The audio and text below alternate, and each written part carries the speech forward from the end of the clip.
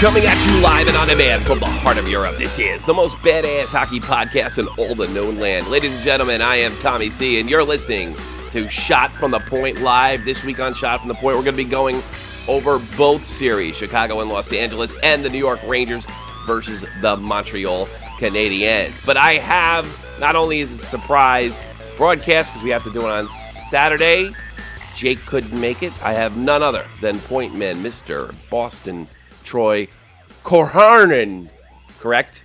What up? What up, brother? Thanks for calling in. Not much. I was kind of in a rough spot, and thanks for coming through for me because, it was actually a pretty interesting week. Playoff time. You can't beat it. We also got the Hockey Worlds going on, and, you qualify as an expert, I suppose, right? I suppose. Yeah, thanks. That's always encouraging. I'm always delighted. It always brightens my day when I get that phone call saying, please be my last resort. Brightens my day. Just brightens my day. Welcome anyway. I appreciate it and what have you. It means a lot to me. It touches my soul. Let's get right into it. Of course, the theme of the show, or the topic of the show today, is, of course, the most controversial issue for the NHL this week is the Brendan Prust hit on Derek Stepan. There are two conflicting reports, one that he's going to play Sunday and one that he is not. He definitely needs surgery.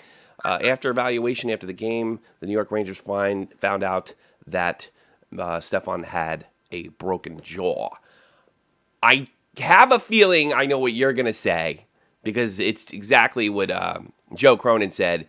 How do you like how it feels now? Something to that effect, being a big Boston fan that you are.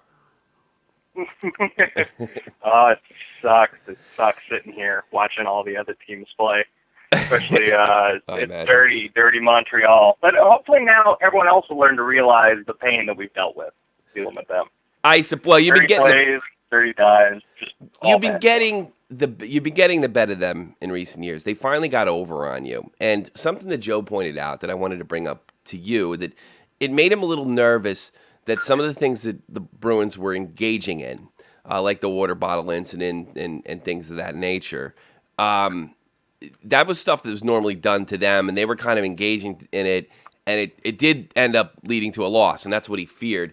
Do you think that kind of silly stuff just gave? Don Cherry says never do that stuff. It's just bulletin board stuff. Do you think that may have impacted that series, your series at all? No, 0%. I don't think it really has that much of an effect. We have our own instigators, obviously Thornton and Marchand and Lucic, and some people will point out, in like this series, they were more active, more instigating, and they didn't score as much, but that's just always going to happen. Boston, Montreal, it's been tough the past couple of years. They've been getting the better of us, especially up there in Montreal. Tuukka has only won one of the last 9 games in Montreal he played. Something crazy. So that really didn't have to do with it. They just got the better of us. They outscored us. They outplayed us. And you don't think that's, but because I'm noticing a pattern. Follow me, and this is going to lead into what happened. Do you remember the Eric Gryba hit on Lars Eller last year? You'll have to remind me. Eric Gryba threw what I think is a clean hit into Lars Eller. He towers over Eller. Eller's a tiny Dane, and he did make some contact with the head. No way was it deliberate. It was mentioned in the suspension video that it wasn't deliberate. Lars took a horrible tumble to the ice, blood everywhere. It's probably one of the most bloodiest incidents in hockey history. And everybody panicked, and they suspended Eller, and Michel Therrien went on an epic rant about his parents are in the stands. How can they do that? And it just seemed to be over the top. And Brendan Prust tried to when Gryba came back, Prust tried to get back into it. They made it this whole big sort of locker room bulletin board thing about Prust. And I think they did that a little with Boston, and they're definitely trying to do it with the Chris Kreider incident, which was clearly a penalty, and he skated into into Carey Price and probably ended his Stanley Cup playoff run. I'm starting to see a pattern in the sense that I think Therrien acts sort of uppity like this to get his players motivated. He uses things like Milan Lucic pointing at his arm, goal celebration. He uses things like this to try to keep his players afloat. Last year it failed horribly, but it did seem to work in Boston to some extent. And it seems like they're trying to sort of generate it again. And I think that has led directly to Derek Stepan's injury, because Prust is a fully functioning retard, and he buys all the Terrion shit.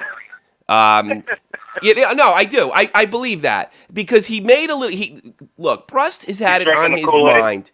He wants blood because of Price, and he wanted blood because of Eller last year. So at first, in Game 2, he makes a little shot at Lundqvist. Now he makes a deliberate late hit that only ends in two games. So it's a 2-game suspension, 2 or 3 game suspension. Jesus, I can't even remember. And I really think that took the life out of the Rangers. Of course, the Rangers lost for other reasons in Game 3. A lot of missed opportunities, a lot of unforced errors, something Doc and Eddie didn't point out. A lot of unforced errors in the offensive zone. I'm sick and tired of this stuff with Terrion. He's such a fucking blowhard. And I think this blowhardness, because Brendan Prust is dumb. He's like, I gotta go take somebody out of the game. And now they got it. They went from an accident, which was the Kreider sliding into Carey Price, to an actual real revenge act. And the guy only gets 2 games. What are your feelings on that, Mr. Troy? It's tough. It's always a tough call. I mean, every penalty, every suspension can be looked at multiple ways. I think what it comes down to is just be honest, shit happens.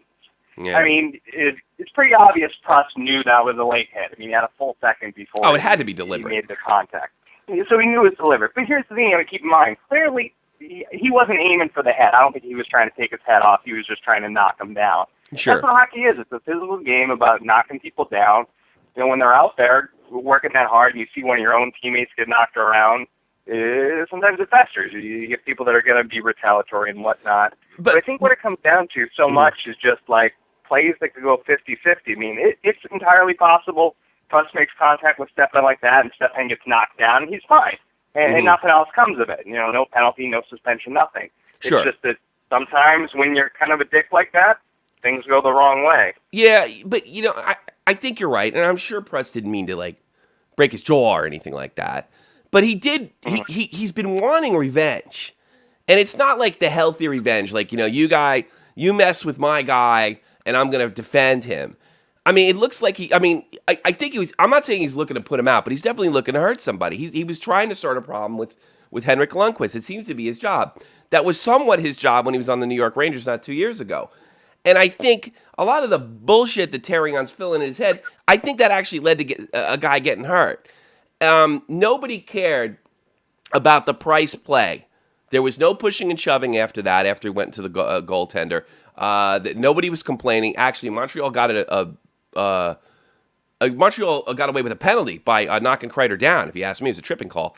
And now, all of a sudden, Kreider runs goalies, which, by the way, Terrion made up. I'm not aware. I probably watched 50 games this year, plus on top of all the other games that I won, Ranger games this year. So I'm not aware of this Kreider running goaltenders thing. I think Terrion just made it up. It doesn't exist. You're right. Terrion made that up. Kreider has no history of that. I've never even seen him do it one other time. I mean, he's chippy. I'm not saying he's not chippy, and he can't be a prick, and he seemed to be more of a prick when he came back, but it just does, it seems like, he's trying to build his team, and I think this is bullshit. I mean, they should be calling up NHL goons to pound. I mean, is this what it's become? Now we go after Subban? I mean, this is the type of stuff that the NHL is looking to avoid, and they failed again by not handing out a heavy suspension. They all piss and moan when guys get hurt in their head, and they're worried about getting sued by ex-players and what have you. This is the kind of stuff that's going to tilt the court cases. This is the kind of stuff that's going to, attract the sort of the anti-hockey media out there. And that's what really concerns me about the whole thing. And plus, they took out one of my best forwards. And that's over an accident. Yeah. Over an accident. He generated an incident. Look, I'm all for a certain level of revenge, and I agree with you. Look, guys get hurt playing hockey, but when it's like this deliberate, and Prust actually believes this bullshit, he actually becomes dangerous. And now now we're in a situation where it affects the Rangers' chances. Now I don't believe that the Rangers lost the game for that reason alone. You have to be impressed with Dustin Tokarski's performance. It was amazing. He's having his, as Greg Wyshynski puts, his Ken Dryden moment, and it's actually kind of the most frightening development out of the whole series is the fact that this kid looks like he's the real deal Holyfield.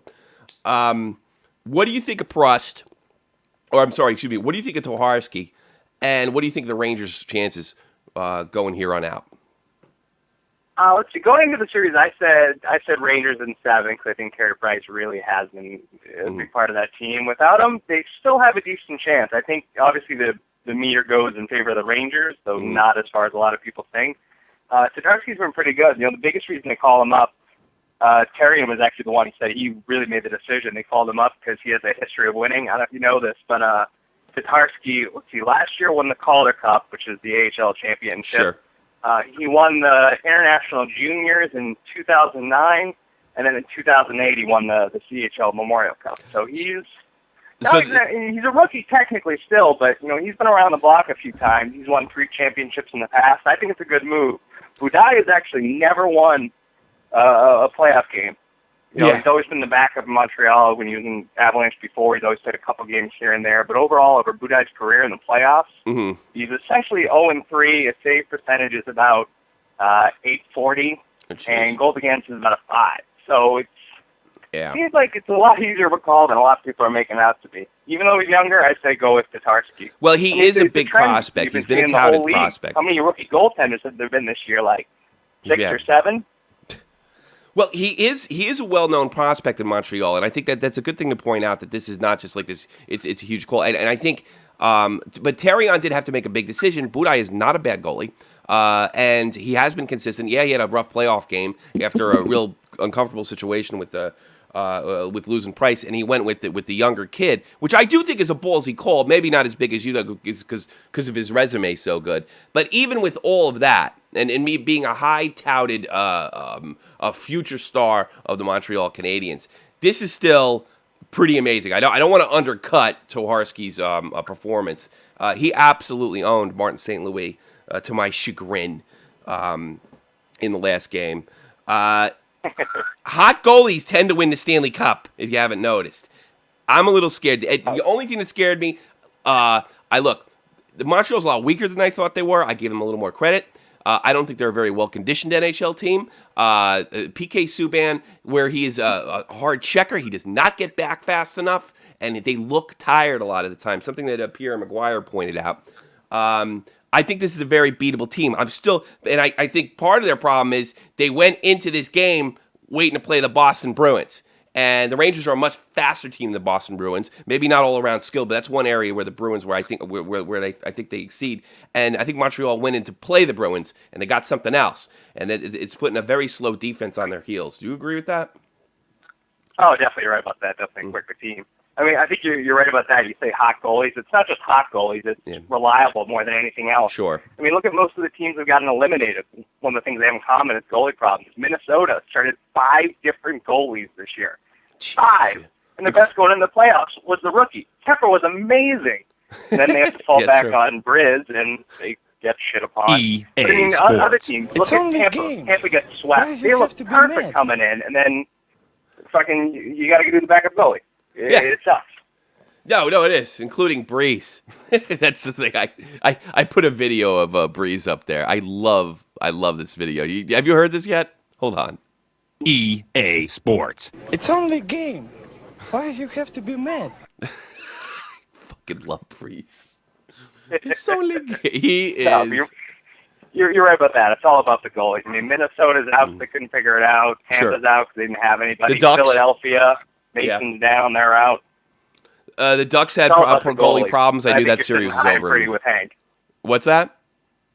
So I think it really does come down to the goalie, and you guys are sitting pretty pretty with Hank there. Hank's looking really good. And, well, there's been a lot of questions of Hank over the years, whether he's the guy to kind of like, all right, he's really good. Yeah, he won a gold medal. He's a great regular season goalie. He's won, was it one or two Vezinas? I think one Vezina. Is he a playoff guy? Can he last? Because I got to be honest with you, Hank, as much as I love him, he's not a very athletic goalie. He's Jake pointed this out, being a half-ass goalie himself. Hank has all the fundamental covered. No one covers angles like he does.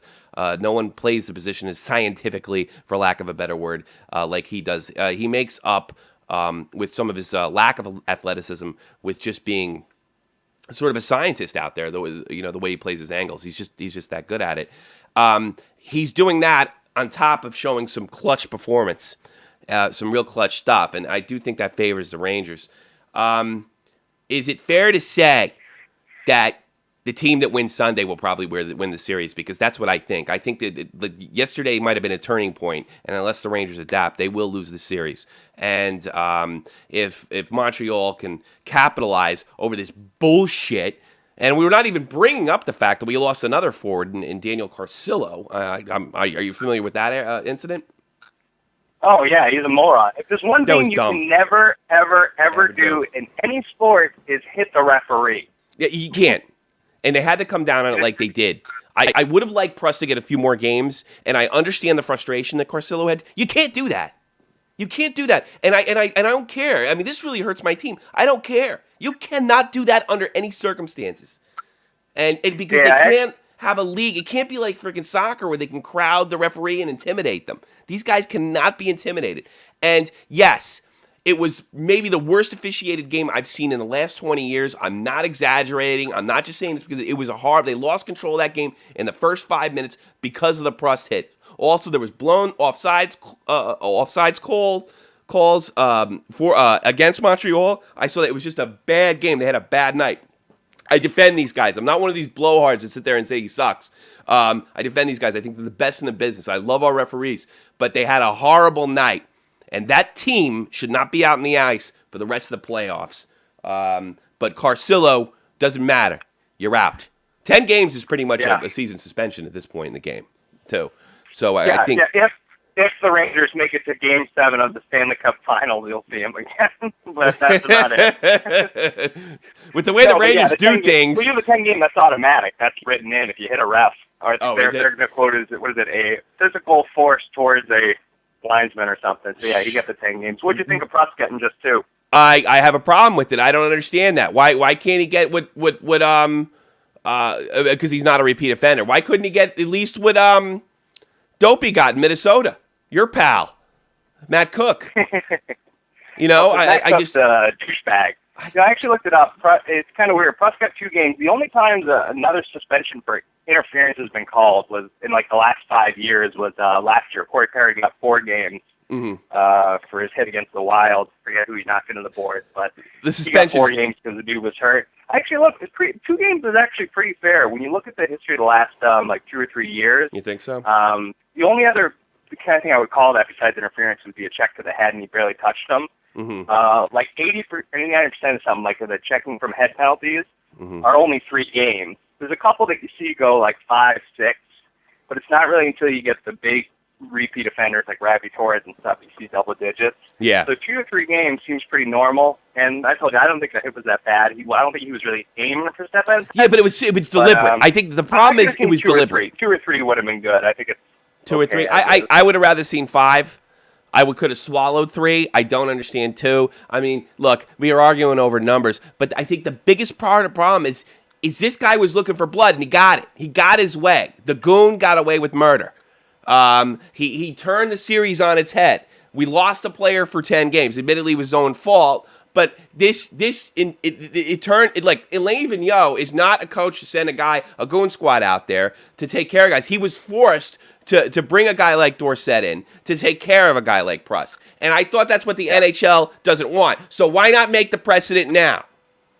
You know, under normal circumstance, this was a deliberate hit. If it was accidental, if he hit the head, if he gave him a concussion, he lost a couple days, maybe I could swallow the 2 games. But it's just the history of Prust looking for blood in this series over the Kreider incident. That's why I want more games. And I think we covered all the bases there.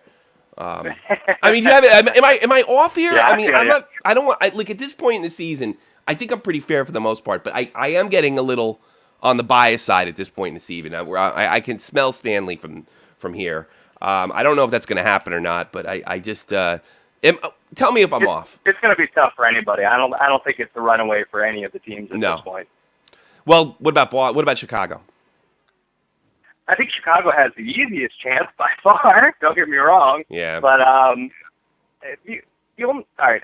I see New York having a problem with Chicago. Mm-hmm. But other than that, I can see any team beating any other team. Really? Why do you think that, though? It's. I mean, Chicago's coming with so much Stanley Cup experience. I think Jonathan Toews has established himself as the best player in the league at this point in time. He's obviously a better leader than Sidney Crosby. And they have all that Cup experience going in. Yeah, Crawford gets the shaky. I'm sure he makes Chicago fans feel uncomfortable. But, I look at the team. I see a team that I'm going to be talking about. I'm telling my kids about. You know what I mean? Oh, yeah, I gotcha. Yeah, I mean, they have a lot of talent, and obviously they did just win a few cups, but in the past, year or two, I think they've been going down. Take example, obviously everyone knows they played the Kings last year in the playoffs, and they beat them pretty soundly. But this year, they're getting a good battle, too. Yeah. I think you're going to see things slow down. That's going to be a lot bigger of a battle than people are making out to be. Chicago's a great team. LA's not too far behind them. It's going to I think I don't want to undercut LA. And they are a great team, and they also come in with that Stanley Cup experience, and they also they may be the best coach hockey team in the league with Daryl Sutter, who I don't know if he speaks English. You ever listen to that guy talk, Daryl Sutter? Not. I try not to. Yeah, but they understand him, and that's all that matters. Oh God, the power play. No, Daryl Sutter. He's doing a great job over there. Before we get into the other series, I do want to talk about Chicago. If there's anything left, I do want to talk because I know you're paying more attention to that series than I am because I'm where you are last. I think last round. I'm kind of charged up. You mentioned something about an incident with Peter Budaj, something I didn't come across. What's that? Peter Budaj, the backup goalie for the Montreal Canadiens. Didn't you mention something with me offline about there being some kind of controversy or something like that nature? Oh yeah, well, Budaj versus Pekarsky, definitely. Oh, so give me some insight. Is there controversy in Montreal over that? You wouldn't call that a controversy? The backup that's been in town for 5 years is big chance to shine. And they bring in the rookie. Yeah, there's some truth in that, but has he complained at all? Is he made it public, or is he keeping his mouth shut like a good soldier? You know what? That's actually funny. They say he is a good soldier, not that, but he's just a great guy. He's one of those guys that's in the locker room always pumping people up and stuff like that. So he's been quiet about it. He's been okay with it. I guess he kind of He's a kung fu master. You know that? He's like a martial arts MMA guy. You know that? No, I didn't know that. No, yeah, he's supposedly because there's an incident earlier this year with Marc-Andre Fleury, the Penguins, and Budaj skated up to the blue line, and I guess Andre Fleury said, "Well, yeah, I want a piece," and the refs broke it up before it got going, which was too bad. But apparently, they told Fleury at the end of the game, he's like a martial arts trainer. Just judo chops Price out of the game. I just yeah. So I wonder how he's taking it. Hockey fight ever. If there's one thing I want to see, it's two goalies fight and one just judo chop the other one. Judo chop. Well, you might get that from Budaj. I don't know if he'll bring that into the fold, but you might get that from Budaj. That should be the new rule. What's that? No more problem. Fighting is allowed. Everybody can fight, but you can only poke each other with one finger. You can only judo chop each other. No fist. All right. My thing on the Budaj thing. I don't think it's an issue unless they make it one. I think, look, if Terrion wins the damn round, he's a genius. Another thing is, Budaj may be getting moved this year. This may be the last year for just because of this particular incident. I'm sure he's going to want out. Now, look, you got your backup goalie. You ain't going to need me. But I think it says a lot. We always jump on athletes for what they either don't do or what they say, or sometimes the dumb things that they do. I don't know. I kind of want to praise him for keeping his mouth shut. And, Michelle's the coach, and that's the end of that, Exactly. You're the player. I think that's it. I think that says a lot about the Peter Budaj, and but that doesn't mean he doesn't have the right to be mad, and he certainly has the right to question his coach's faith in him. I think that would be fair to say. I think so. Sure. I guess he doesn't need to. But maybe he's, some guys are like that, and some guys aren't like that. Let's talk a little more. What are your overall feelings about the what are your overall feelings about the Kings-Hawks series? Where do you see it going? You had the first game one where the Hawks kind of handled the Kings quite well in Hawks fashion, and they pretty much dominated most of game two as well, except for a 5-goal burst at the end of the third period. Is this what we're going to see? Chicago wins one, LA wins one, or are the Hawks going to get right back on track and beat these guys in 5? The Blackhawks kind of have a history of doing that, of streaking. You know what I mean? They lost the first 2 to St. Louis, then won the 4, and then, of course, picked up the first 2 against the Wild. So they'll go 5 or 6 games streaking, but I don't see it happening here. I think LA is a little more staunch in defense. My boy, Jonathan Quick, holding down the blue line. What's your relationship with Jonathan Quick? Oh, Jonathan Quick and I are both dropouts from the University of Massachusetts at Amherst. Well, did he drop out and go to another hockey team, or? Yeah, the Kings. Or another hockey school. I'm assuming. Yeah, I'm sorry. I mean, I'm sorry. I mean another hockey school. I was kind of surprised. I went undrafted, but yeah, he got drafted by the Kings. No, he left his junior because he got drafted by the Kings. Yeah, and he got drafted. It seems to be working out for him so far. Did you ever meet him? So I think he's the Kings' biggest strength. The Kings' biggest weakness, though, and what's really going to hurt him, especially versus Chicago, is depth. It all comes down to depth. You look at Chicago, just so far in the few games that they played this season, 3 games between the Kings and Blackhawks. Kane had 4 points, Taves had 4 points, Patrick Sharp had 3 points, and the Blackhawks had like 5 or 6 guys with 2 points. The only multi-point scorer the Kings had was Kopitar and Toffoli. But Kopitar is like their biggest scorer. He's got some backup, and you see like Carter and whatnot, but a lot of the offense really comes down to Kopitar and their D guys to extent. You'll see Voinov get a few points, Doughty get a few points.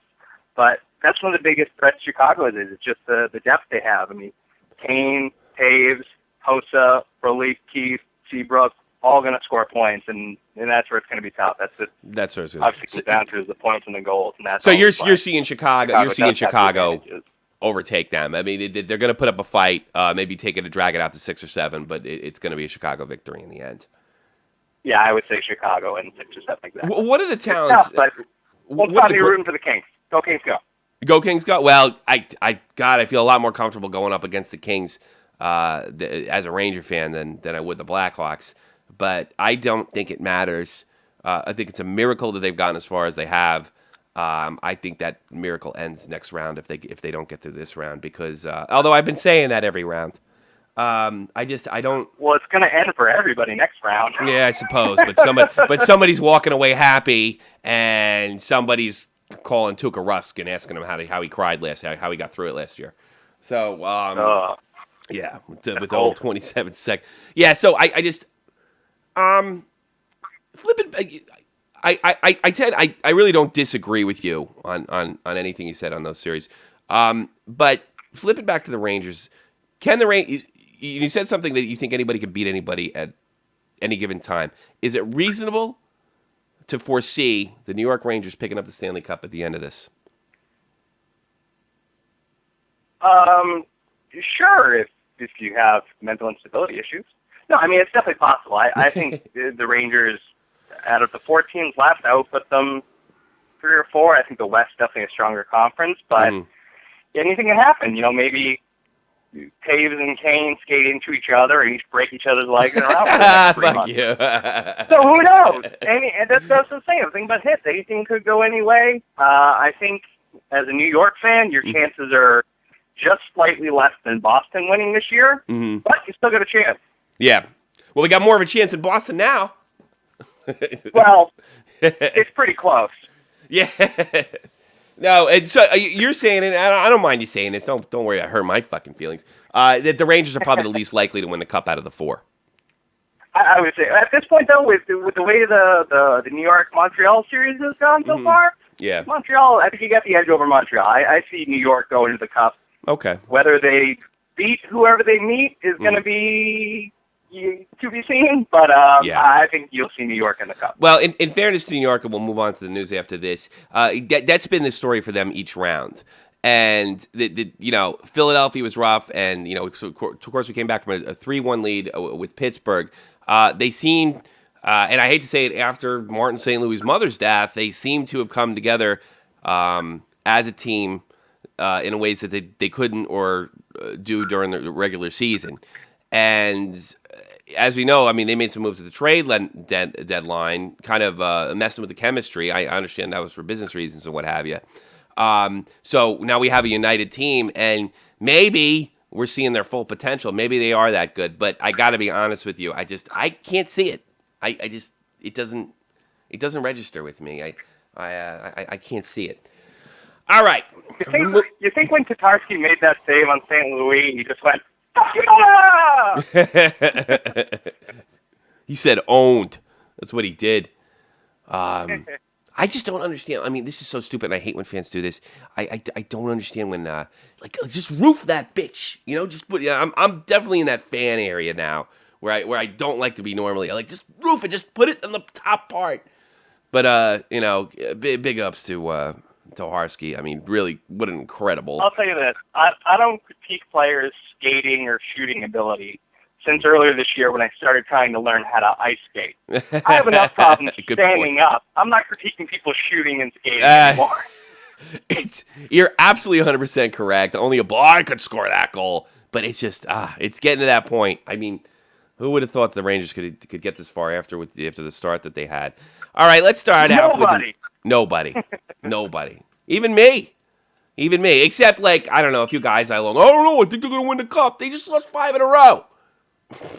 No, but you have to do that. That's what I've always said. As a true fan, unless at the beginning of every year you say this year is the year, really? You're not a true fan.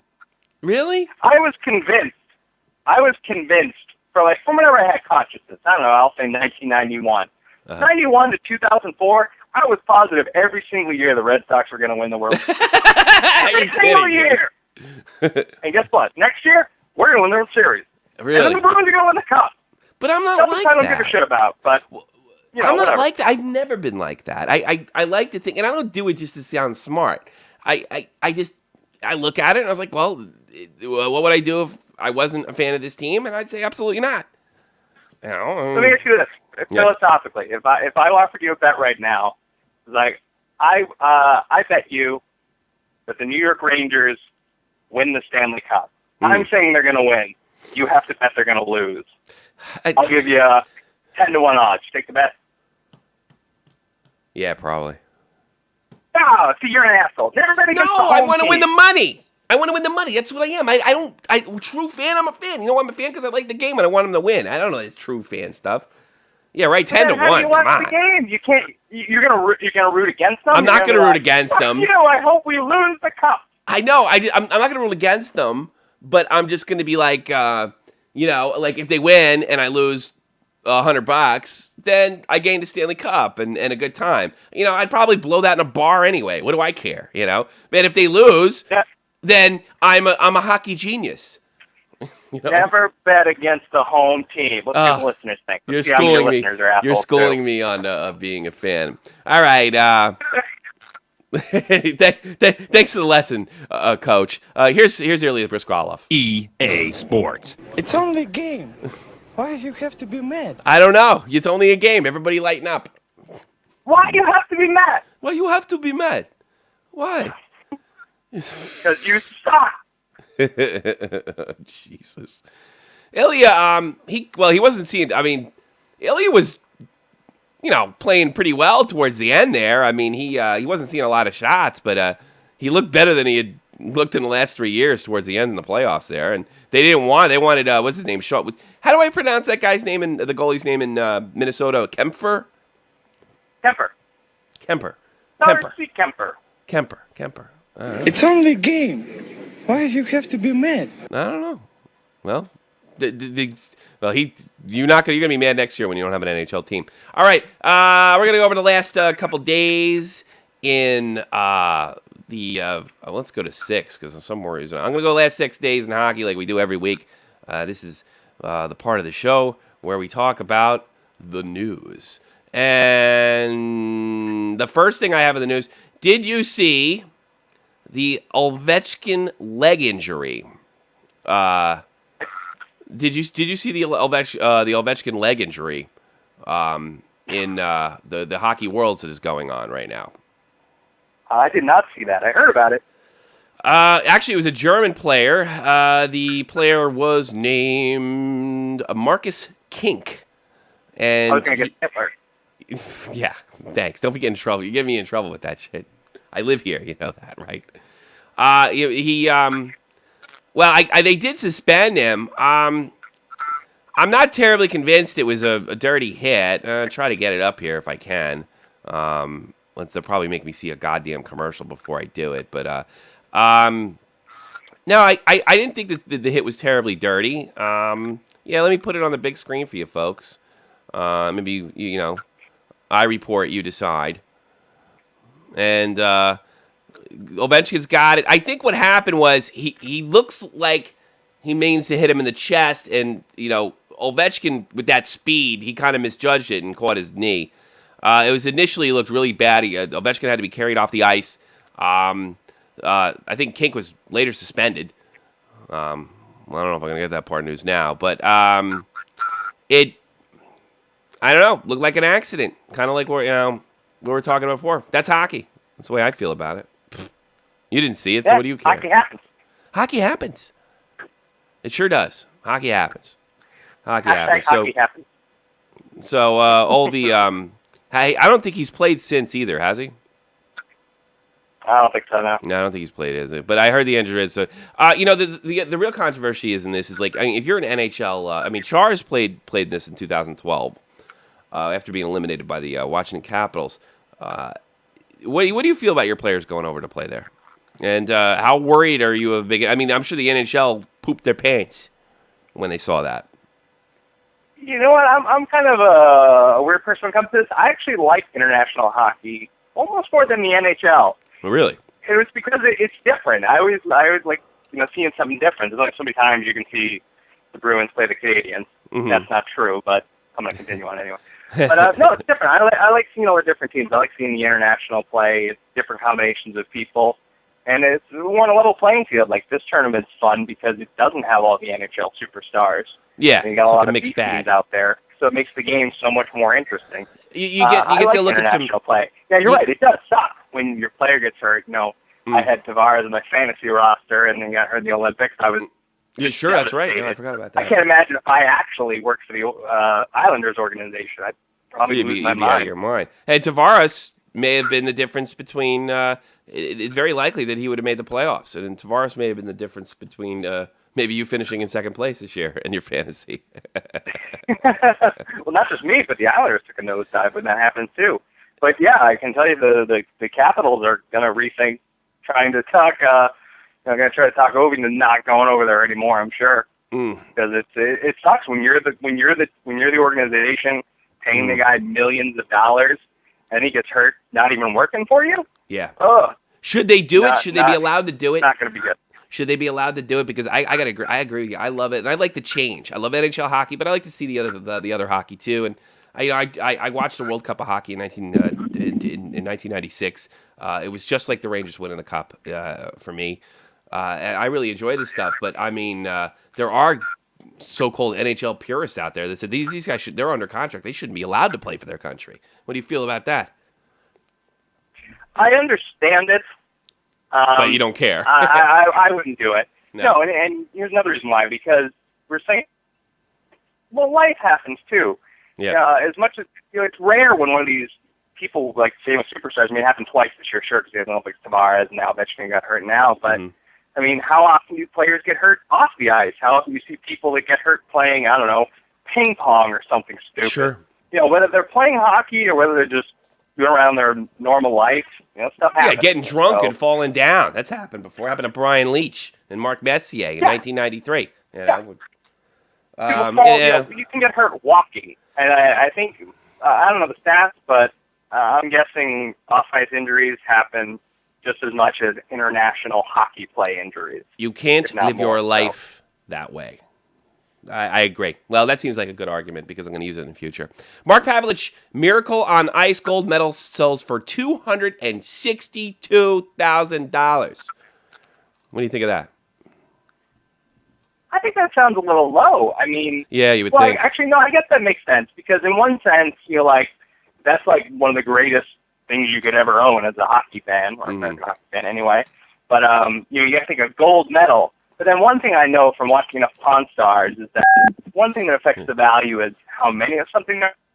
Yeah. Probably 30 other of those gold medals from the other people on the team. So I'm sure it's not that rare. Mm-hmm. But I guess when you think about $250,000 for a hunk of metal, Yeah. it kind of is a lot of money. It is a lot of money. I mean, do you find it weird that these guys are parting with this stuff?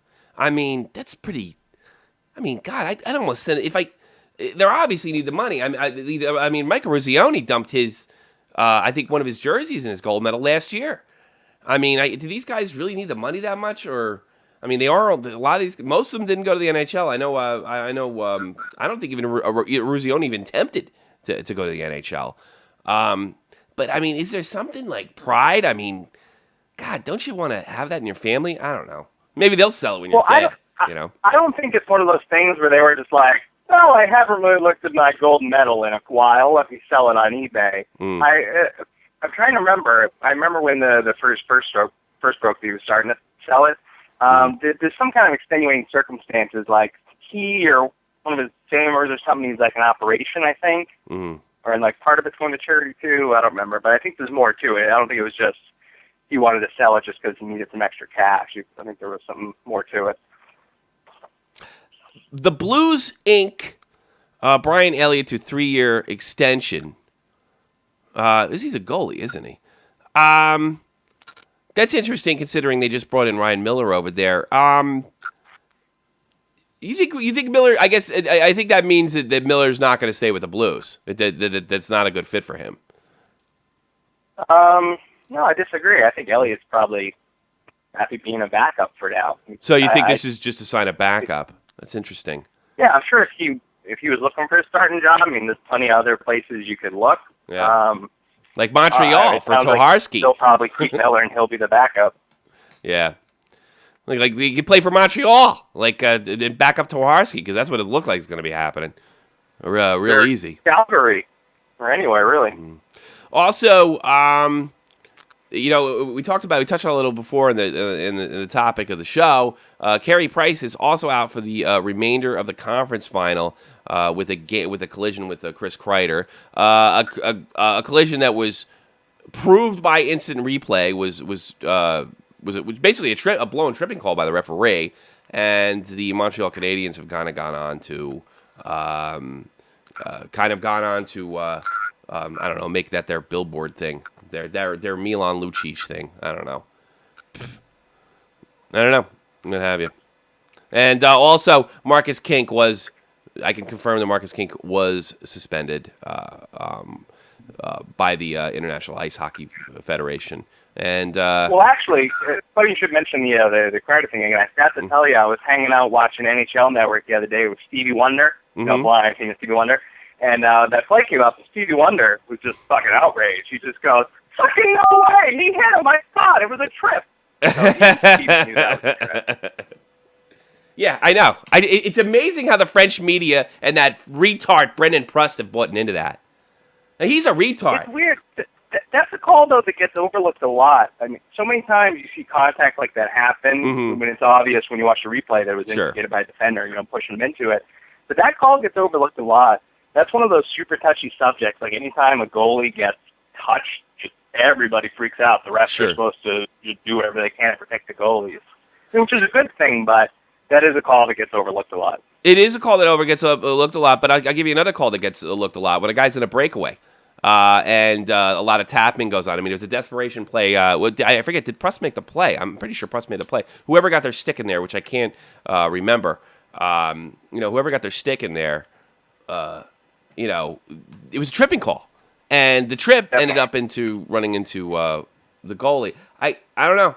I just, I don't know. I've always wondered, because they've been doing this since the 90s, the goalie's a little over, I don't know, a little overprotective and what have you.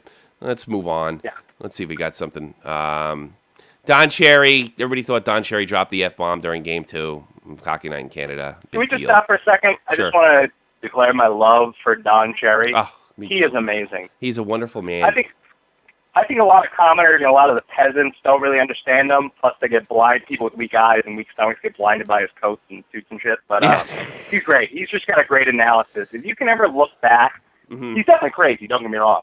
But if you actually, when you watch Hockey Night in Canada, if you listen to like his in-depth analysis, or even his rants for that matter, if you can get past the craziness, Sure. he has so many great points. He's one of the best analysts. I love him. I completely agree with you. There's kind of a movement, and there's been a movement for a long time to have him removed from his job in Canada. I think that has more to do with his personal politics. And by Cherry's own admission, he's not well educated, and you really kind of. It's almost like being in a room with a coach because I remember when I first started listening to him when I was like 13 or 12. I didn't know what the hell he was talking about. I mean, really confused the crap out of me. But here's the thing. When he makes predictions, he's one of the few analysts that actually makes predictions. This team will go on to win, while all the other ones kind of dance around the issue and just talk about the strengths and the weaknesses. And they won't show any bulls and go on. They won't use their advanced stats to make a prediction. They just want to sound smart. Cherry risks that. Is he always right? No, but he's able to show the subtle things, the small things like the way the boards are connected to the glass and how that can affect play. I'm sorry. A guy that went to college and got an English degree doesn't do that as good as a guy on the ground. I'm not saying Cherry's a brilliant rocket scientist or anything, and he's a little kooky, but that's what makes him entertaining. That's the other part that most people don't get about him, is that he's entertaining. He wears those suits to entertain. And the dopes that hate him was like, look at that ridiculous suit. That's what he wants you to do, you big dummy.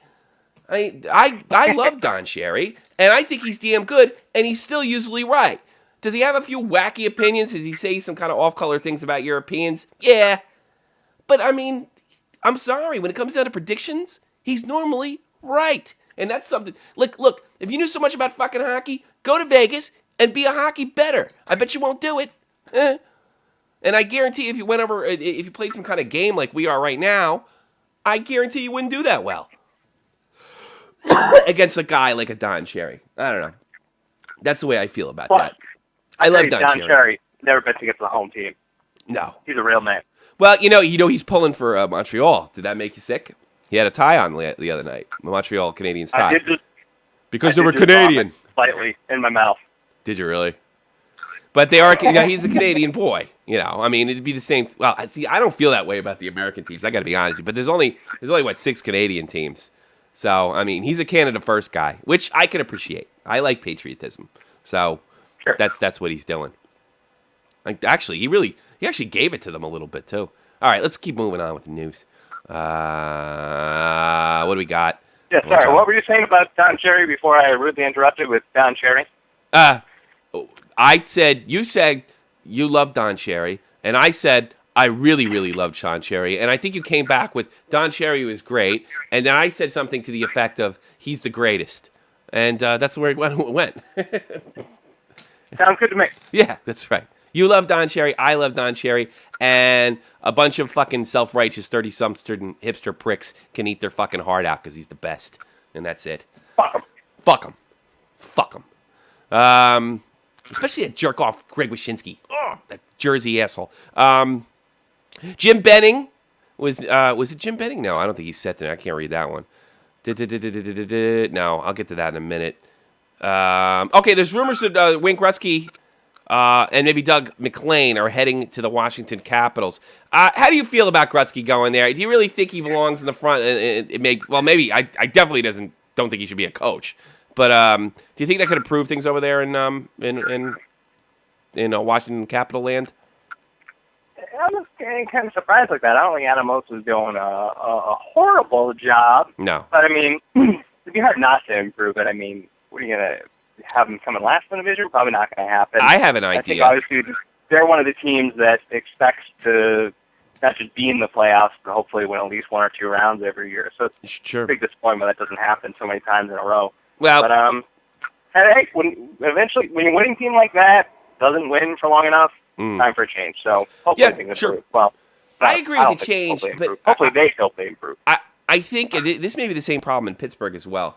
And I don't know. I'm not accusing Adam Oates of being a player's coach. I don't know what it is, but I tell you something. And I'm not saying bring in Mike Keenan, although he just won the KHL championship. You got to bring in a Mike Keenan over there. You have to have players that you have to have a guy over there that Sidney Crosby, that Alex Ovechkin's ego is afraid of. You're the player, I'm the coach, you're going to do this, and hopefully that coach has a great system that they can thrive on. I think the problem with the Washington Capitals is a similar problem, although it was not as extreme as Pittsburgh, is everything's based around Ovechkin, and Ovechkin taking tons of shots. There's got to be a defensive structure that he's going to fit into so he can shine on offense. I mean, he had the most goals and the most minus this year. That's never been done before. I was about to bring that up. He is just the biggest double-edged sword. He really is. Oh my God, he's like a goon that for some freak of nature reason can score goals. He's a weird guy. He's strange and he's really exciting, but he's almost become rather boring in recent years. I remember him being more of a skating factor, not just this power play point shoot. I mean, he's very predictable in recent years. Excuse me. He's been really, but I think they have to get a guy in there that he's scared shitless of. I don't see that happening. Possible. I think. Yeah, probably not. Makes too much money. I mean, do you remember when he first came to the league? Like how everybody was like a huge mainstream thing. I think that all that ego just all got to his head, and ever since then he's been the greatest in the league. I mean, don't get me wrong, he is one of the top 3 players in the league. Without doubt, I'm sure. Sure, but he may be one of those great players that never won a Stanley Cup, like Phil Housley. I could name a bunch of guys that don't have. Yeah, that's the thing. It's just like he's a great goal scorer. He's talented when it comes to scoring, but everything else he just lacks in. Mm-hmm. He's one of the worst all-around players, you could say. Yeah, obviously the worst. I mean, he hits hard, but he doesn't play defense. I like the fact that he's not afraid to throw his body around, but he doesn't really play defense. I mean, look, you can make that assertion on a lot of forwards, but it's obviously a problem. I mean, a lot of people say the plus-minus stat doesn't mean anything, and I think that's probably true of forwards, not so much defensemen. But, I think there's something to be said if you have the most minus and the most goals. Something's wrong. There's a system problem there, and he has to buy into the system. He always gets kind of the benefit of the doubt because of people that hate Sidney Crosby so much. Oh, Alex is kind of the good guy. He's the coach's guy. Alex has developed a bit of an ego in recent years. And he's got to remember that he's a player. But I don't see that happening. That's funny, because you don't like the plus minus. To me, plus minus is like one of the most important things there is. Because that means as much as he scored, he got scored on twice as much. Yeah, so what? The goal doesn't help you that much. Yeah, you're exactly right. Because the goals are canceled out. I mean, it's true. I guess as an individual, the plus minus doesn't mean much because anybody could be doing anything on the ice. But over the course of the season, when you kind of look at a team in particular, like a line or a couple guys, that's when the plus. Because the plus minus is goals. Mm-hmm. Did you score more goals, or did you get more goals scored on against you? You're right. That's a pretty good indication of winning or losing. Yeah, and I mean, there's also an indication there's a problem there. And Alex has got to stop worrying about being, the coolest guy in the room and start worried about maybe he doesn't. Maybe things have come so easy to him in his career that he never really learned how to work because he's so gifted and he's so talented. I wonder about that about certain players. I also wonder about guys like. I think you're right on about that. Yeah. There's always speculation he might be going back to the KHL. Yeah. If he goes back to a KHL, he's a straight bitch. Now, I understand he loves his country. One of those weird things. He doesn't care about all the media. He's a communist. That's what it is. No. He's a communist. Well, his parents were or something. I don't know. He hates America. No, I don't think it has anything to do with like running out of the country. I think it's like I want to go somewhere where it's easy. It's like when the European players kind of run towards the end of their career, they run to the United States to play soccer. I think it's kind of like bitching out in a bit. Soccer's a little different because they're trying to promote the game over in the States. But I mean, it seems to me like you're giving up. I can't win a Stanley Cup, so I'm just going to go to Russia and be the biggest star ever. Doesn't matter if I win or lose.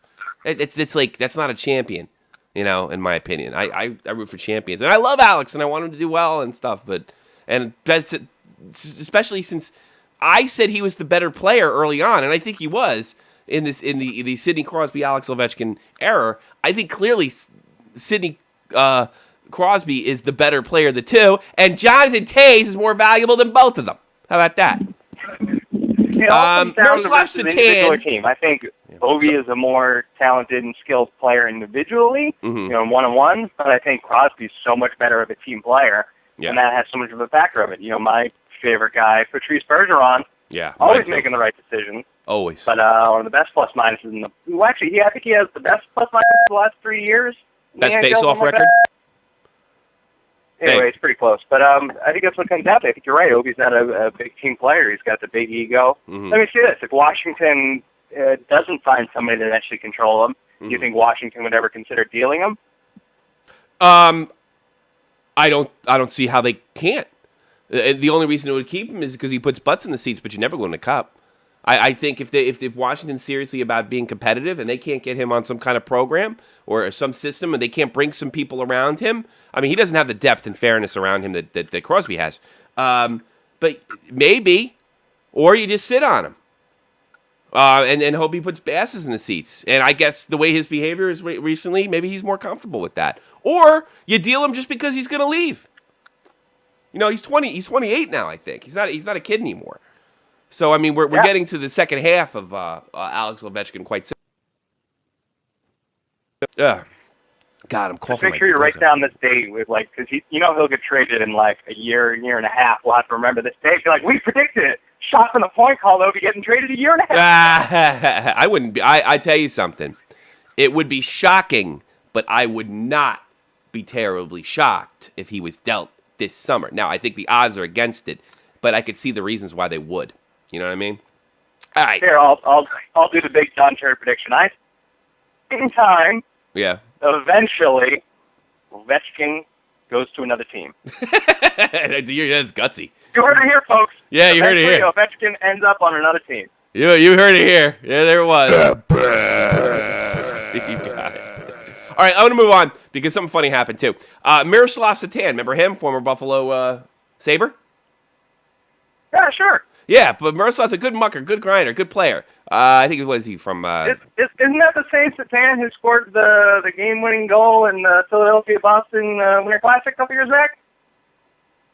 No, I get all the no. You guys won that one, and that was Marco Strum, who scored that. Right. I fucking, to be honest, I don't know. All these European players confuse the shit out of me. They all look the same.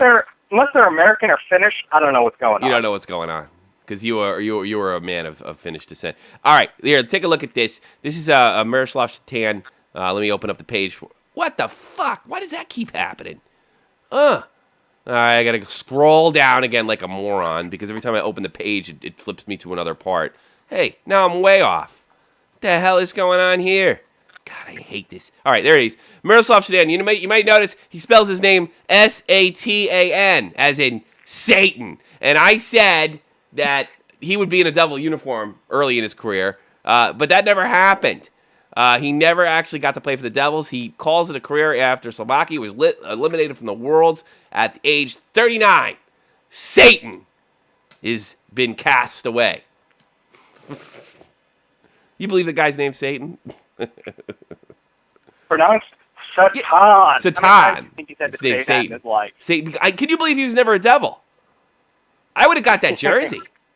That would have been good. There was actually there's always a couple shirt companies, but one of the local Boston shirt companies when he was on the team on the Bruins, but shirts that had a pentagram made of hockey sticks and it said "Hail Satan." That's awesome. Did he really do that? I didn't know that. That's really awesome. He didn't make it. Some local company was hawking them, but I just thought that was a great shirt. That's a great idea. Hey, you know what the greatest shirt ever was? The good game. I'm gonna fucking kill you. Fucking kill you. I'm gonna fucking kill you. That's another thing the media was making a big deal about. I kept on reading these articles like, Milan Lucic threatened Dale Weese's life. Oh, come on. I mean, you really thought that was literal? Lucic didn't mean that. Hockey happened. Oh, jeez. I'm going to fucking kill you next year. He didn't say I'm going to kill you after the room and I'm going to take a gun and put it in your mouth and pull the trigger. He said, I'm going to kill you. He means he's going to hit him hard next year. It doesn't mean anything. What do you think this is? Football? Dale Wasey's a big pussy. He's like, and he's running around. He's like, wait a minute, I didn't break the code. The reporter figured it out. Ah, shut up. God, candy ass. What have you. We're almost getting to the end of the news, and then it looks like we're going to have a lot of time, which is something we normally don't have. What the fuck? My computer went all sorts of absolutely batshit insane. Why does it say 8 days ago? I have no idea why that says 8 days ago. Did we just travel through time? Oh, this is interesting. Something just broke. Yeah, because it keeps flipping back and forth. I may have to skip some of the stuff I wanted to cover. Actually, let me just jump. You know, I got this article breaking in, but first I want to cover this. Of course, the gold or the U.S. hockey the International Ice Hockey World Championships are going on as it does every year. We cover it from Shot from the Point every year because we like international hockey. Let's give you an update. Russia goes over Sweden 3-1 at Minsk Arena. And later in the day, the Czech Republic could not find a way to score against Finland. What was it? Pekarine's in goal over there. Pekarina, quality goaltender. They couldn't put one past him, and that means Finland and Russia will meet in the final. Probably the best teams so far. So we got the proper final we want, and that will be on tomorrow. It's saying 3:00 it's saying 2100 my time, so that would be 3:00 in the afternoon your time. I'm sorry, no, it's not. That's they're gonna play the bronze game. Yeah, no, it's gonna be 20. So it's gonna be about 3:00 in the afternoon your time, if this is correct. So that's gonna be at around 2 or 3. Show you how we're on top of things. So go with the hockey worlds. I just saw something. Okay, and I want to also confirm that the Canucks did introduce Jim Benning as GM, after their debacle over there with Tortorella and everything, they're going to try to rebuild that team among those two old twins over there. The twins are not. They're not getting the next year or two, I'm sure. I say hashtag split them up. Get some. They don't have to play together. They're two different people. They can play on two different teams. Split them up. Get some value for them. They're both going to suck pretty soon anyway. You know, like, why do we have to keep them together? This isn't fucking kindergarten. All right, sit the twin boys together. It doesn't have to happen. Of course, Prust got 2 games. Here's something that just came over. Danny, this is coming from Greg Wyshynski of Puck Daddy. Danny Briere says that Derek Stefan's injury status is fishy. I'm going to read this. Coming from Puck Daddy. The Montreal Canadiens aren't buying the New York Rangers injury reports on Derek Stepan, apparently. The Rangers coach Alain Vigneault said Saturday that he didn't have an update or for a timetable on Stefan's return to the lineup after breaking his jaw in Game 3. Brandon Prust suspended 2 games for a hit that allegedly did damage, although Stepan returned to the game and finished the OT loss. Well, first of all, depending, I've broken my jaw. You can finish it depending on how bad you are. You got to be crazy to play with it because if somebody touches you in the shoulder with their finger, it hurts. So having broke my jaw before, but Danny Briere said he's in the hospital right now, recovering from surgery. So that's all I've got. Vigneault said he's in the hospital right now, recovering from surgery. That's all I got. Canadiens forward Danny Briere, however, thinks something smells like a lack of information for Game 4. You know, they're real conspiracy theorists over there in Montreal, aren't they? You know, he only got 2 games. What does this have to do with anything? It seems a little fishy to me. That he was at the team's practice this afternoon.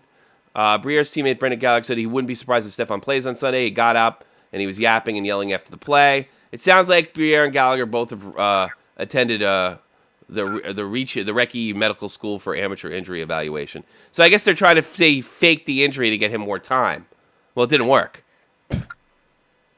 It didn't work. Yeah, I don't know what to talk about. They did, like you said, Gallagher said he was talking and stuff. I've never had a broken jaw. So I broke my jaw. You can talk with a broken jaw. Well, I'm sorry, Dr. Briere. You can talk when you have a broken jaw, assuming it's not wired shut, which he didn't have the surgery yet. So it's obviously these 2 boneheads don't know what they're talking about. And I could talk when I broke my jaw. Is a broken jaw something they'll stop him from playing, or do you think he'll come back? He's actually never missed a game in his entire career. So I think I remember. Here's the thing: when they do the surgery on him, he's going to be in a world. His whole face is going to be swollen, and I got to remember too. I broke my jaw and I couldn't play in my hockey league, so I waited for the next league go round in an inline league that I was in. When the thing was removed and I got back out there and I was sucking wind because I haven't skated in a while, let me tell you something. Every time somebody touched me, my jaw hurt. That was 6 weeks after. It was 6 or 7 weeks after the initial injury, and I was still in a lot of pain. Depending on the break, I don't know how he can do it after the surgery. The pain is just going to be unbelievable. And he's going to have to, in the surgery, well, you know what the surgery is? They're not opening anything. They're not cutting anything. They're wiring his jaw set so that the bones can reset.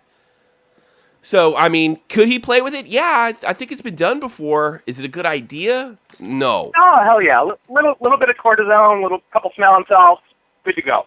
Actually, now that I'm thinking about it, no. If they wire his jaw set, he can't play because that means if he gets hit hard enough, they could shatter his jaw.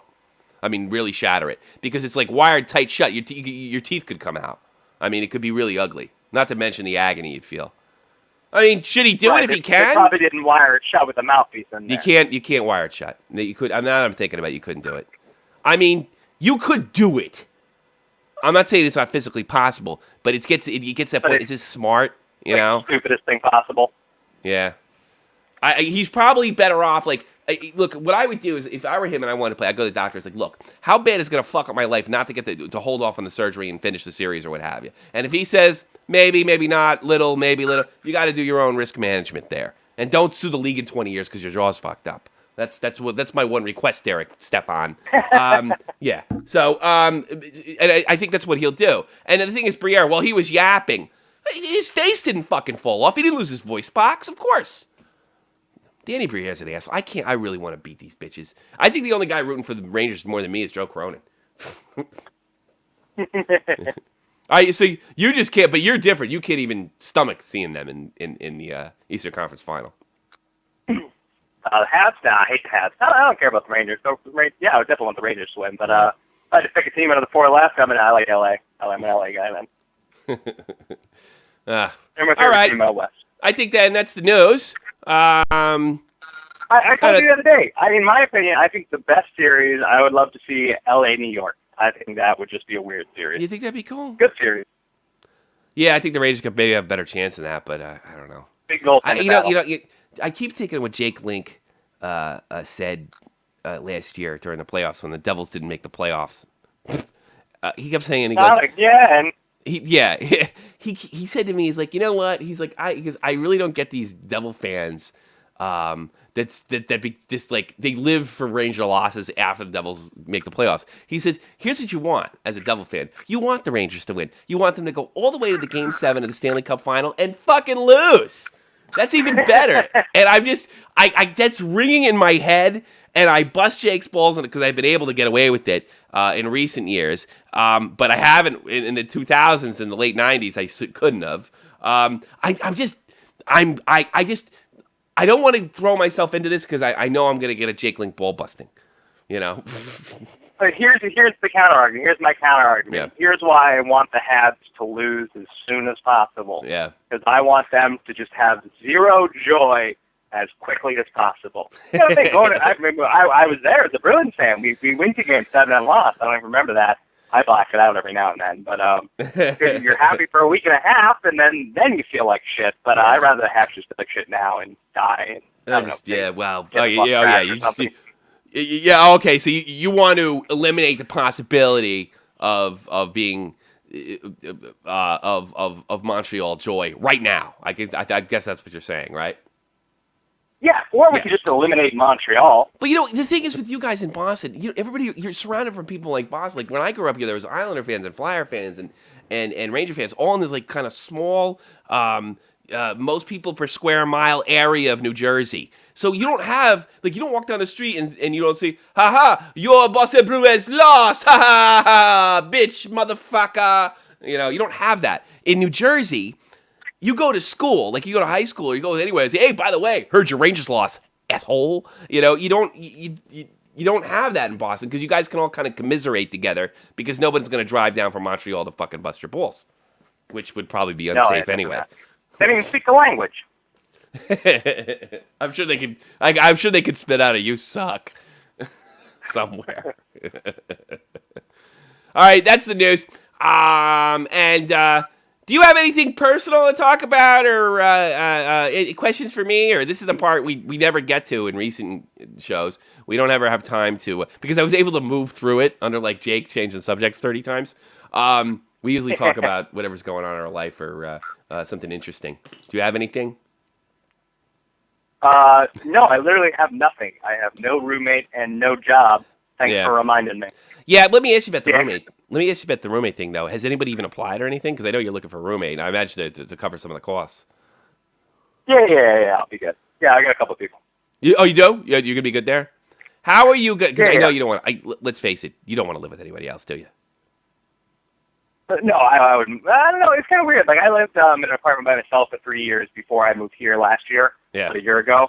Uh-huh. It really has its advantages and disadvantages. You know, with a roommate, it makes me keep the entire apartment a little more clean, though my room looks like a disaster area. Mm-hmm. The last month, I'll tell you, I forgot how much fun it is just 100% of the time just to walk around naked. So that is something I do miss. And you're like 6'4", right? Yeah, 6'3". You're 6'4", and you probably have a tree trunk in between your legs, and that's creepy. You can't do that. Yeah, see, that's the thing. When you have a roommate, you can't really just wander around naked all the time as a tall fat guy. It just doesn't work, you know? I don't do that. It just doesn't work. I don't do that. I'm too uptight, even like when nobody's here and what have you. Well, there's a little difference. There's a certain solace in knowing there's a 0% chance of someone walking through the front door. Like you, even if like somebody was on vacation, there's still a 1% chance, maybe the flight got canceled or something, they came back. You never know. But I mean, there's a certain solace in knowing that you're naked and just you're good. You know what my biggest nightmare is? That I leave the broadcast on overnight and the webcam's on, and I come back on here to do something, and my dick's hanging out, and it gets on YouTube, and YouTube sees my dick, and they send me you're suspended for putting pornographic issues on a live broadcast. That's like my biggest nightmare. So I don't feel that way. Tommy, look, I promise you have nothing to worry about. Nobody is watching. But what if somebody reports me? I made a lot of enemies doing this shit. I don't know. I figured they'd understand, but I've heard some horror stories, so maybe not. You know what? Yeah. Even if you do that, there's probably nothing for anybody to see anyway, right? No, I'm hung like a fucking horse. What are you talking about? I'm a big tough soldier. I got a big dick. Well, good luck to you in your quest for an apartment and what have you. Hey, I tell you, I went to Denmark last week. You know that? I think you mentioned it. Yeah, I did. I went to Denmark. The Danish. How'd that go? Oh, God. See, I don't know if Danish Ranger actually listens to this, but I have opinions about the Danes. Nothing bad, but something that I found interesting, and I wanted to know because you are of Scandinavian descent. And you are not. Exactly. I was about to say, I have a base slight positively towards the Danes. In Scandinavian and heritage, of course. What's your beef with the Danes? It's not a beef with the Danes. It's they don't talk. They don't make. They even tell you ahead of time. I was like, well, the Danes really don't make small talk. I was like, well, the Germans don't really make small talk too. They always have to be like a deep conversation. But they really meant that shit. The Danes, like. They're not the type of people, and they're not rude by any means. They're not like French, like, what are you doing in Paris? They're not going to do that. They're not going to pull Montreal, Paris bullshit. They just don't engage with anybody. They're just like, I heard the word careful. They're not the type of people to come up, like, they'll come up and serve you, right? And say, hey, how would you like a beer? You like this, like that? They're not going to, like, say, how do you like Denmark? Where are you from? It's good to see you here. Like, nothing than that. Oh, what are you guys doing here? Where are you from? In Germany, that still happens to me almost, like, on a weekly basis. In Denmark, it was so weird not to talk to the bartenders and not to talk to anybody. By no means were they rude, by no fucking means. But I can explain that. I can explain that. They don't engage. Well, they're so weird. The Danes, I think, are overall one of the more generally regarded as one of the higher intelligent countries in the world. Are they really? A lot of smarter people. A lot of Scandinavian countries are, and when your country is that smart as like a whole, as a consensus, you can just come together and go, none of us like making small talk, right? Yeah. All right, let's just stop. I guess so. Well, I talked to a Slovakian girl. And she says she's lived there 4 years, and this chick was a fucking knockout too. She's lived there 4 years. Only Danish people she knows are the ones she works with at the hotel, and she has no relationship with, not even men. So I think you're on the wrong track. And by the way, if they're so smart, how many people they put on the moon? Nobody. You know how expensive shit is there? They're so smart. How come when the entire, I found this out, they had a huge crash, economic, crash. Why would they want to go to the moon? There's nothing for them there. Yeah, they could go up there and not talk to anybody, I guess. You know? They could not talk to anybody about hockey. Oh, here's another thing I have a problem with the Danes, and I know the Finns and the Swedes don't have this problem. It's not a sports country. I could never live there. We went. Hockey's probably the second most popular sport there, but football or soccer is just way ahead. We went to. I went to Denmark versus Canada for the Worlds, and I went to. We literally landed the plane and ran to a bar to see if we go to the game. And nobody cared. I couldn't believe that. I'm a Scandinavian country. I mean, there's players. There's Danish players. Lars Eller's Danish but they didn't care. And they were only down by 1 goal against the Canadians. And I heard, like, the only thing that kind of gets them going is, like, FC Copenhagen. And it's just not that much. And the weird thing is we have a Danish listener, too, Danish Ranger, and what have you, who couldn't make it out there, unfortunately. I was really hoping to meet him. He's a huge Ranger fan. But the Danes are just... Funny. The word that was given me by the Slovakian girl is she said that the Danish are careful. It's like they're sort of afraid to put themselves out there to be embarrassed, I guess, socially or something like that. That's weird, you know. Huh. And the Finns are really reserved too, but they just don't talk. Period. You know. But I heard with the Finns, and they open up to you if you make the first move. You know what I mean? Well, would you rather careful Danes or loudmouth Americans? Loudmouth Americans. Because there's something to talk about. We can bitch about something at very least. Well, it's only because you're an American. I wasn't being an asshole American. I know how to act. I know how I act on here, but I wasn't being. I'm always respectful when I'm in other people's country. Like, why is this thing? And here's another thing about the Danes. Do you know that the Queen is almost like their permanent executive, and she's not elected, and she can. She can reject and like veto. It's almost like she has a permanent executive power in Denmark, even though they have a parliamentary system. So it'd be like, you have Congress, you have the House, you have the Senate, and you have a permanent president. That's the way they do things over there. It is weird how they do that. I mean, a lot of the other countries that still have kings and queens and stuff. Like, but they're hanging around. Even the ones that do just use the parliament. It's like, why are they still there? But I don't get it. I don't know. Yeah, well, I think they do it now. They do it for tradition. I get that, but I mean, this monarch has some real legislative powers in this country, like legitimate legislative powers. In Luxembourg, I'll tell you what, I'm pretty sure as Americans, neither one of us has the right to criticize anyone else, any other country's political system. Oh, I'm not criticizing. I'm just pointing out, like, you're just saying you think it's weird. As an American, because we kind of rejected the crown in our history, it's a little strange. Hey, look, the country's free. From what I can see, is a wonderful place. It's Copenhagen. My girlfriend said this, and she's been all around Europe, more so than I have. It's one of the most beautiful cities she's ever seen. There's this beautiful river that runs through it. There's lots to go on. There's plenty of places to drink. Copenhagen's like, it's big enough to feel like a European city, and it's also small enough to kind of check out the whole thing. When we got married there, they actually threw us a ceremony, if you can believe that. We thought we were going to give them the 80 euros and bounce.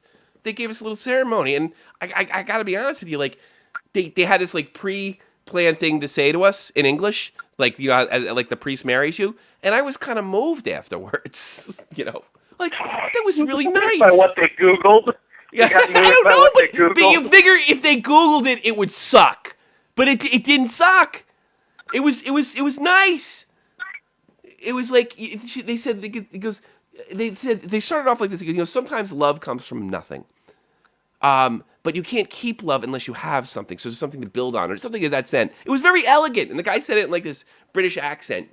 I was moved. I think you just called your wife cheap. Yeah, maybe I should have punched him in the face, huh? Oh, you motherfucker! There must be some obnoxious American horse shit to do, huh? Just go up and blast him in the jaw. Hey, you know where I'm from, motherfucker? I'm from the Jersey, dirty Jersey. Peace out, bitches. Yeah. Hey, it's time for plugs, bitches. You got anything? Oh, totally. A cause that's very near and dear to my heart, and I'd like to think you'll be able to jump on board as well.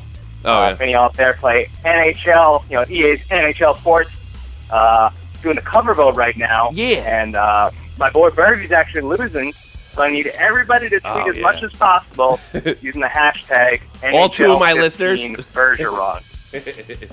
I will put that link in. I want Patty Bergeron to win. I think he's got the biggest heart.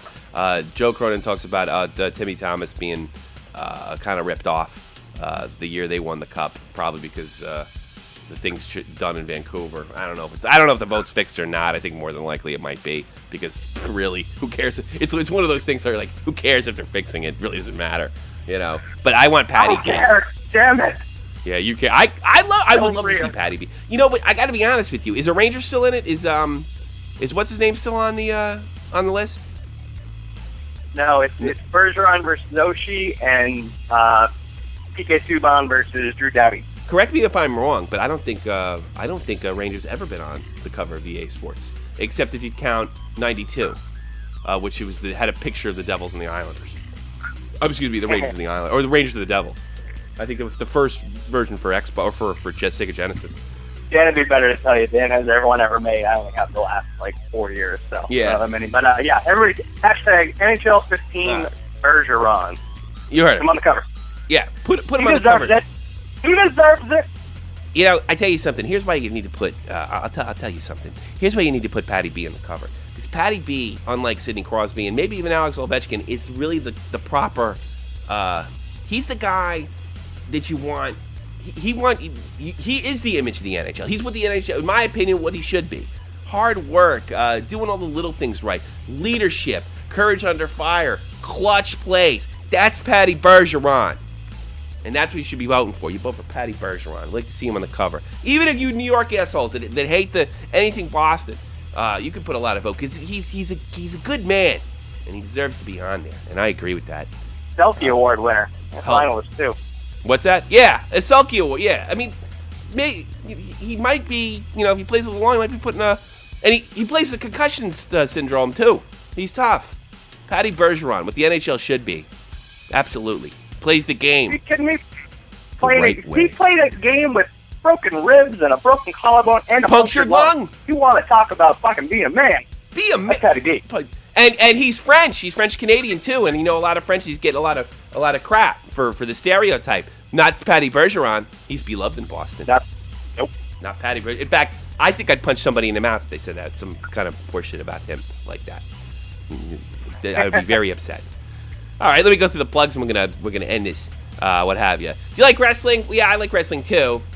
Well, our friend here doesn't watch wrestling, but if you like wrestling, you can check out the Joe Cronin Show. That's www.youtube.com/Joe Cronin Show. One word. Check out Joe Cronin Show, because he has the best and probably the biggest up and coming power wrestling talk show. It's insane. It's unique. There's drama. There's funniness. Joe punches and wrestles bears. I've even had people, no joke, I got a friend now that comes in to a bar, and he says, Tommy, I'm totally hooked on Joe Cronin. Especially after Chris Tajevich made that Undertaker call, saying the Undertaker would finally lose to Brock Lesnar.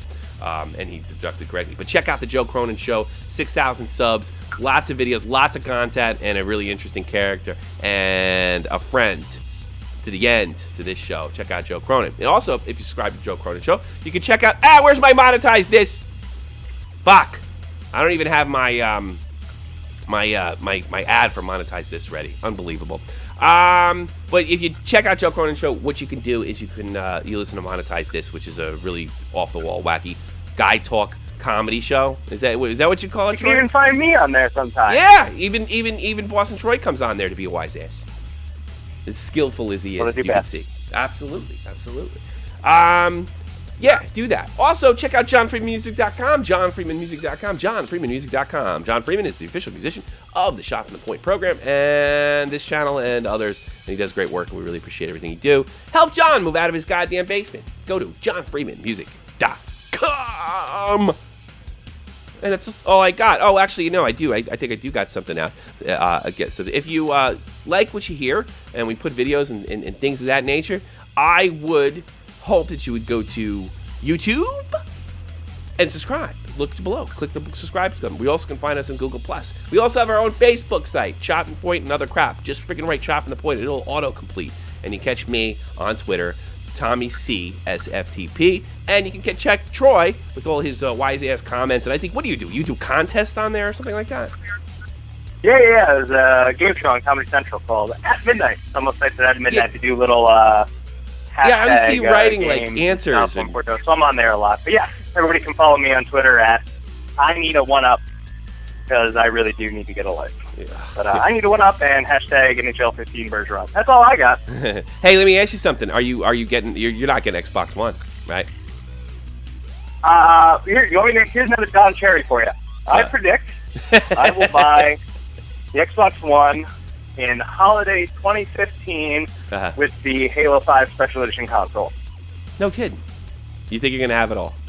Well, I hope so. I don't think I know it's gonna exist. That's one of my predictions. Halo 5 console and OV gets to another team eventually. Another team. You're dangerous. Mark my words.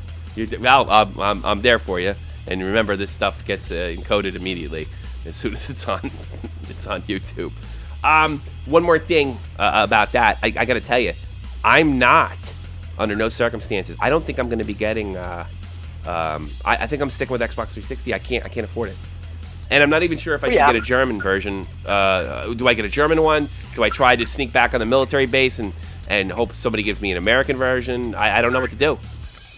No, it's definitely a while away. That's why it's been a year and a half before I'm sure the price will drop. Really? I think I'm going with, I tell you what, stick with me and get it for Xbox 360.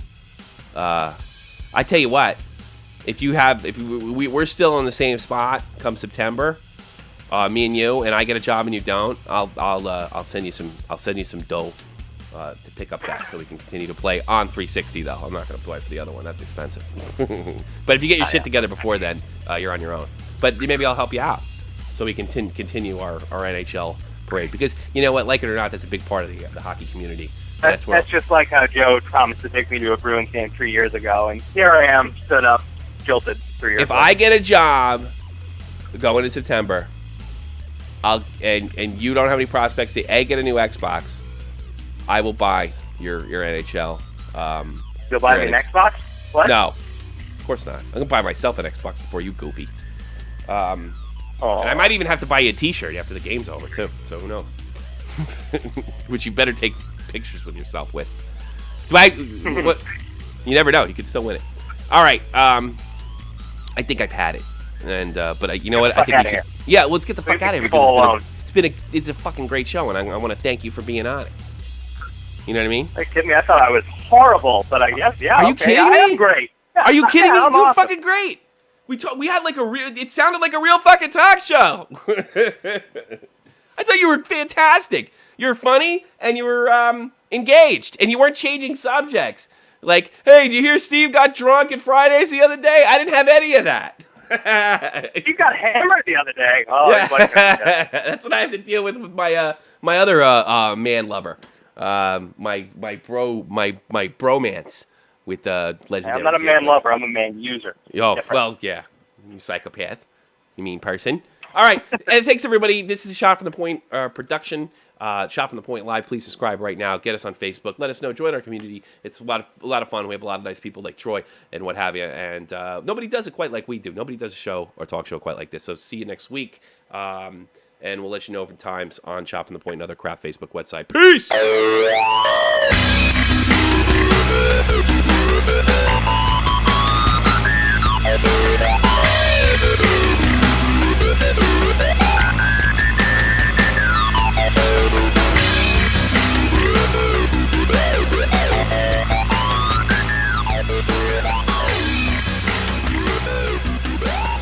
Subscribe today, you bitches! I don't have a job. Help me.